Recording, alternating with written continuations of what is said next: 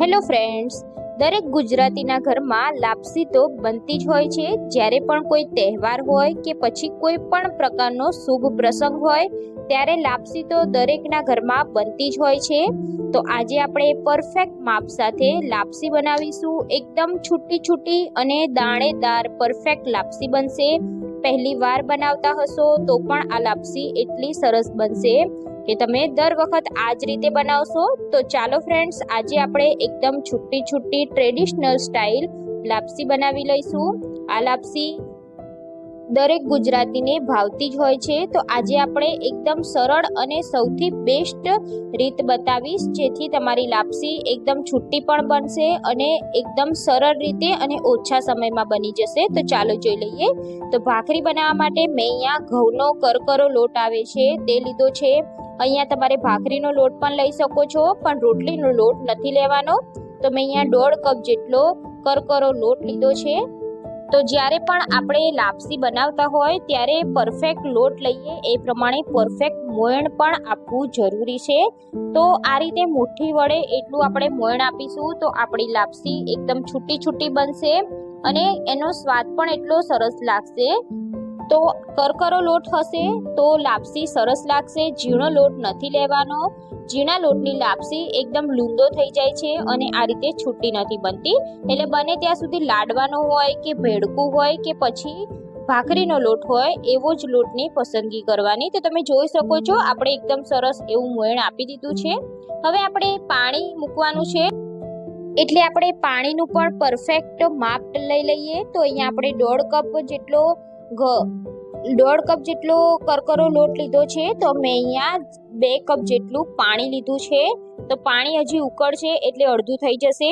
અહીંયા મેં અડધા કપ જેટલો ગોળ એડ કર્યો છે. ગોળને છીણીને એડ કરવાનો. તો પાણી મેં થોડું વધારે રાખ્યું છે કેમ કે પાણી ઉકળશે એટલે થોડું અડધું થઈ જશે. તો તમે જોઈ શકો છો કે પાણી આપણું ઉકળી ગયું છે. હવે આપણે જે મોયણ આપેલું લોટ છે તેને આપણે આ રીતે ગોઠવી દેવાનો છે. તો લોટને આપણે એકદમ સરસ રીતે સેટ કરી લેવાનો છે. જો તમારે પાણી કે પછી લોટ ઓછો પડે તો તમે અહીંયા થોડું એડજસ્ટ કરી શકો છો. તો આ રીતે આપણે બધો જ લોટ ઉપર આ રીતે ગોઠવી દેવાનું છે. આપણે પહેલા હલાવવાનું નથી, આ રીતે ઉપરથી આપણે કાણા પાડી દેવાના છે. તો લોટમાં આ રીતે આપણે કાણા પાડી દઈશું અને બિલકુલ અત્યારે આપણે હલાવવાનું નથી. અને ગેસની ફ્લેમ આપણે સ્લો જ કરી દેવાની છે. તો ગેસની ફ્લેમ સ્લો ઉપર આપણે આ લાપસીને ઢાંકી દેવાની છે. સ્લો ગેસ ઉપર આપણે ઢાંકી અને લાપસીને 2 થી 3 મિનિટ થવા દેવાની છે. એની મેળે જ આપણે થવા દઈશું. તો લોટને આપણે ઢાંકી દેવાનો છે અને એકદમ સ્લો ગેસ ઉપર થવા દઈશું. તો થોડીક વાર પછી આપણે એને ચેક કરીશું. તો હવે આપણે વેલણની મદદથી આ રીતે લોટને છૂટો પાડવાનો છે. તો આ રીતે હલાવતા જવાનું છે અને લોટ છૂટો પડતો જશે. તમે જોઈ શકો છો કે લોટમાં ગાંઠા પડી ગયા છે, તો આપણે તેને અલગ કરતું જવાનું છે. તો ગેસની ફ્લેમ અત્યારે સ્લો જ રાખી છે. હવે આપણે પાણી અને લોટને સરસ મિક્સ કરી લીધું છે. તો તમે જોઈ શકો છો કે આમાં આપણું એકદમ પરફેક્ટ રીતે માપ આવી ગયું છે. તો હવે આપણે લાપસીને તો અહીંયા તમે જોઈ શકો છો કે વેલણની મદદથી આપણે દરેક દાણાને અલગ કરતું જવાનું છે. તો આ રીતે બધું જ એકવાર આપણે મિક્સ કરી લીધું છે.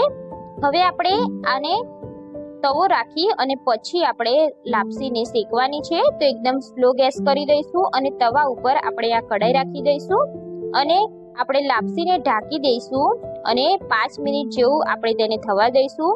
વચ્ચે વચ્ચે આપણે આ રીતે હલાવતા રહેવાનું છે. તો બિલકુલ લાપસીના ગાંઠા ના રહે એ રીતે આપણે અલગ કરતા જવાનું છે. તો આ રીતે તમારે લગભગ 10 થી 15 મિનિટ જેવું આપણે લાપસીને તવા ઉપર કૂક કરીશું, જેથી આપણા લાપસીના એક એક દાણા અલગ પડી જશે. તો આપણે ઘી એડ કરી દઈશું. તો જ્યારે ઘણા લોકો લાપસીમાં ઘી પછી એડ કરતા હોય છે, પણ લાપસીનો દાણો અલગ કરવા માટે એડ કરતા જઈશું અને આ રીતે હલાવતા જઈશું. તો આ રીતે 2 ચમચી ઘી એડ કરીશું અને હલાવીશું એટલે એક એક દાણો છૂટો પડી જશે. તો આપણે તવા પર જ લાપસીને મૂકી છે એટલે આપણે બળવાની કે ચોંટવાની કોઈ પણ ઝંઝટ નહીં રહે. એકદમ સ્લો ગેસ ઉપર જ કરીશું. તો ઢાંકીને આપણે 2 થી 3 મિનિટ થવા દઈશું. પછી ફરીથી આપણે વેલણની મદદથી આ રીતે અલગ કરતા જઈશું એમ કરીને આપણે 10 મિનિટ લાપસીને કૂક કરીશું. એકદમ ધીરા ગેસ ઉપર આપણે લાપસીને શેકીશું તો લાપસીનો ટેસ્ટ ખૂબ જ સરસ આવશે. તો હવે આપણે ઢાંકી દઈશું. 2 મિનિટ જેવું થાય પછી આપણે ફરીથી 2 ચમચી જેટલું ઘી નાખતા જઈશું અને ફરીથી આપણે લાપસીને છૂટી પાડતા જઈશું. આ નાની નાની ટ્રીકને તમે ધ્યાનમાં રાખી લાપસી બનાવશો તો તમારી લાપસી 100% એટલી ટેસ્ટી અને એટલી દાણેદાર બનશે કે ખાવામાં પણ સરસ લાગશે અને છૂટી બનશે. તો હંમેશા ધીરા ગેસ ઉપર થયેલી વસ્તુ એટલી મીઠી લાગે છે અને આ રીતે તમે કૂક કરશો તો લાપસીનો સ્વાદ જ કંઈક અલગ જ લાગશે. મતલબ કે એટલો મીઠો લાગશે કે તમે વારે બસ આ જ રીતે બનાવશો.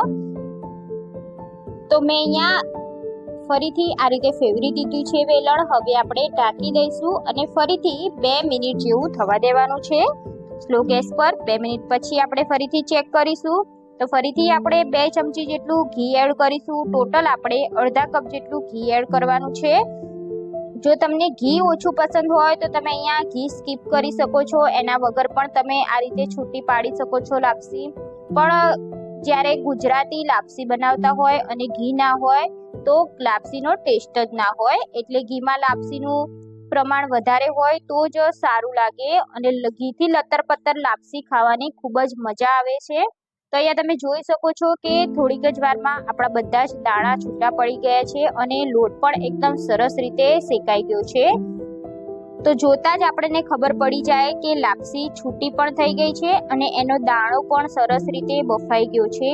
કાચો દાણો ના રહેવો જોઈએ. ઘણા લોકો લોટને પહેલા શેકે છે અને પછી એમાં પાણી નાખે છે, પણ એ રીતે લોટ પરફેક્ટ શેકાતો નથી. આ રીતે તમે બનાવશો તો લોટ પણ સરખી રીતે શેકાઈ જશે અને એ એટલો મીઠો લોટ થઈ જશે. તો ફરીથી આપણે ઢાંકણ ઢાંકી દેવાનું છે અને ફરીથી 2 મિનિટ જેવું પકાવી લઈશું. પછી આપણે ચેક કરી લઈશું તો તમે જોઈ શકો છો કે અહીંયા લાપસી આપણી પરફેક્ટ કૂક થઈ ગઈ છે. એકદમ સરસ રીતે ચડી ગઈ છે અને દરેક દાણો તેનો છૂટો પડી ગયો છે, જોઈ શકો છો. તો દરેક દાણાને છૂટા પાડવાની આ પરફેક્ટ મેથડ છે. આ રીતે તમે લાપસી બનાવશો તો તમે લાપસી બનાવવામાં માસ્ટર બની જશો અને ક્યારે પણ તમને બીક નહીં લાગે કે તમે લાપસી તમારી કેવી બનશે, બગડશે કે નહીં બગડે, એવી તમને કોઈ જાતની બીક નહીં રહે. આ રીતે તમે પરફેક્ટ મેજરમેન્ટથી બનાવશો તો લાપસીને આપણે સર્વ કરીશું. તો હંમેશા લાપસી સર્વ કરતા હોય ત્યારે તેમાં ઉપરથી બુરું ખાંડ અને ઘી એડ કરવામાં આવે છે. જો તમને પસંદ હોય તો તમે એડ કરી શકો છો, નહીં તો એમને પણ આપણે ઓલરેડી ગોળ એડ કરેલો છે તો આ લાપસી મીઠી છે. પણ આપણે ગાર્નિશિંગ માટે ઉપરથી બુરું ખાંડ અને 2 ચમચી ઘી નાખીશું. લાપસીમાં ઘીનું પ્રમાણ વધારે રાખશો તો પણ લાપસી ખાવાની ખૂબ જ મજા આવશે. લાપસી ઘીથી લતર-પતર હોય તો જ ખાવાની મજા આવે છે. તો જોતા જ ખાવાનું મન થઈ જાય એવી આપણી દાણેદાર લાપસી બનીને તૈયાર છે. આ રીતે તમે લાપસી એકવાર બનાવી લીધી તો 100% ગેરંટીથી તમે લાપસીમાં માસ્ટર બની જશો. તો તમે પણ ફ્રેન્ડ્સ ગમે ત્યારે બીક ભાગ્યા વગર જ આ લાપસી એકવાર બનાવી લો. તો તમને મારી રેસીપી કેવી લાગી એ મને કમેન્ટ કરી જણાવજો અને રેસીપી સારી લાગી હોય તો તમારા ફ્રેન્ડ્સ અને ફેમિલી સાથે શેર કરી દેજો. મારી ચેનલ પર નવા હોય અને ચેનલને સબસ્ક્રાઇબ ના કરી હોય તો સૌથી પહેલાં ચેનલને સબસ્ક્રાઇબ કરી દેજો. બાજુમાં આપેલા બેલ આઇકોન પર ક્લિક કરી લેજો જેથી નવી રેસીપીના નોટિફિકેશન ફ્રેન્ડ્સ તમને મળી જાય. તો ફરી મળીશું ફ્રેન્ડ્સ આપણે આવી જ નવી રેસીપી સાથે. ત્યાં સુધી બાય બાય, જય Shri Krishna. Thanks for watching.